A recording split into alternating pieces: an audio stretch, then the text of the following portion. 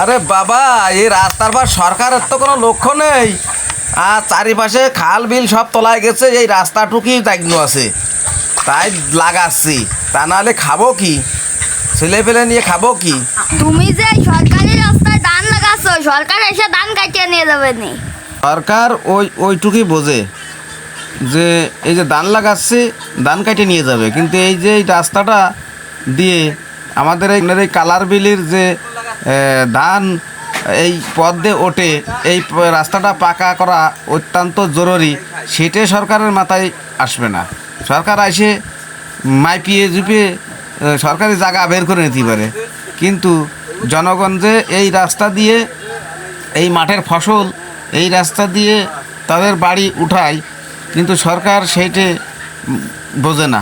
কিন্তু সরকার আমাদের কোন জায়গায় আমরা সরকারি জায়গায় ধান লাগাচ্ছি, কোন জায়গায় সরকারি জায়গা আছে, এইগুলোর দিকে লক্ষ্য। কিন্তু আমাদের এই যে রাস্তা দীর্ঘদিন যাবৎ এই কাঁচায়ে পড়ে আছে, কিন্তু কোনো সরকারের এ পর্যন্ত চোখে পড়ে নাই। তাই এই রাস্তায় ফেলে না রেখে আমরা ধান চাষ করে।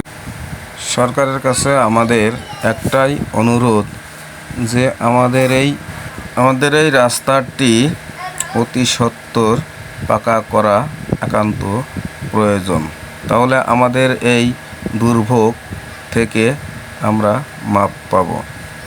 সরকারের দৃষ্টি আকর্ষণ করছি যে এই রাস্তাটি মাগুরা জেলার শালিকা উপজেলার আড়পাড়া ইউনিয়নের গোপালগ্রাম মধ্যপাড়ায় এই রাস্তাটি কালার বিলের মাঠে নেমে গিয়েছে।